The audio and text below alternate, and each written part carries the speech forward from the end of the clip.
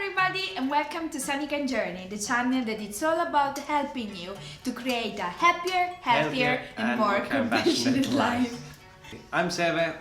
And I'm Fra. And today we will talk about simple living lifestyle that we are having now after moving in Finland and our plan to simplify our lives even more now in 2021. Yes, and you will get both our experience and some tips if you want to simplify your life as well. Yeah. Before moving in Finland, we were actually living quite simple lifestyle as well when we were living in Italy, but this was mainly because of our values, not really that we knew what is actually simple living. And our values were environmentalism and already living the life without possession but with more experience. So we were valuing a lot quality over quantity. Yeah. And feel grateful for the things we already have without feeling the constant need to want more to feel fulfilled. Yeah. So, but it was when moving actually in Finland that we realized that having a simple lifestyle, it's more part of the culture, of the Finnish culture. Oh my God. Some snow falling. So I was saying that the simple lifestyle is part of the Finnish culture because they have these summer cottages in the middle of nowhere and they spend a lot of time outside to feel connected with nature, and even how they decorate the interior style is pretty minimalist, and there's a lot of things here that are really like about the simple down-to-earth life. And of course, like, you can have basically the lifestyle you want wherever you want, but of course many times the environment we live in helps a lot. We really understood that this is the lifestyle we want, so we started doing more research and watching more videos about simple living and how to simplify life in general and minimalism and things like this. And then we got super into it, and now we realize that let's this be the year that we simplify our lives even more from this and do it properly. So we have an exact plan now to follow. We put it in 4 different categories for you, and those 4 categories are material possessions, personal, which is like mind and spirit, and then health and work. Let's start with the material possessions. Yeah. I think the first thing is decluttering home from things that don't bring any value to you. So this is actually where we started simplifying our lives, and would suggest you to do the same if you have no idea where to start. And it doesn't mean that you need to get rid of 90% of your stuff. It's just getting started with decluttering from the things that are old or useless for you. Yeah, and this gives you really like the house becomes more clean and organized, and it's easier for the mind when there's not so much, clutter around. And actually we made last video that it's this challenge 30 days decluttering the stuff in our house, and don't forget to go to check it out. Yeah. So basically this is already done in the plan. We already did this. Yes. Yeah. And another thing is that we will continue not having a car. I understand that this is probably for you, most of you, not possible since you might have kids and you need to commute from place to another every morning to work or so. But since we don't have these things, we work from home, we don't necessarily need a car. So we will continue not having it. And I think there's many benefits to it, actually. Yeah. Some of the benefits can be that you actually exercise to move from one place to another, or that you get some fresh air, even though here it's -20 and sometimes doesn't feel so good. And what else? But I think in those cases, you can take a bus as well, so it's good for the environment to not have a car if you don't need. And also, you save money. You save really also a lot of money in that as well. Then in the category of personal, one thing is spend more time doing nothing but just being. So, to this year be more like a human being and not a human doing, that we don't need to do everything all the time. And I think like meditation is a good example of this. Yes, like for example, before I didn't have an exact plan for meditation and I was forgetting any time, and like I wasn't really doing it, but now I decided to make a plan for it, so I included meditation in my daily tasks, and now I don't forget anymore and I feel much more calm and happier. Then another thing in this category is that we decided to set less goals but that are clear. We know already that they are attainable, because before we used to set a lot of goals, like really a lot, and most of the times we felt stressed and overwhelmed because the time wasn't enough to achieve every goal.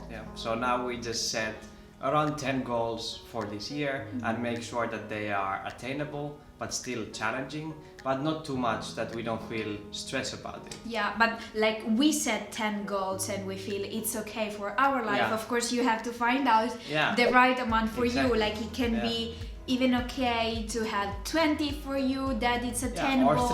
Or three. Yeah, I mean it's 10 for us was a good amount, that we kind of have everything there that we would really like to achieve, and but not too much that we get stressed, and this really makes us feel good that we achieve the things and not feel like we are kind of failing because we are not reaching the goals. Yes. And the last thing in this category is trusting the process and not overthinking. And this means that because there's so many things that you can do, so many paths in all the lives area, like career and social habits that you can do and all this.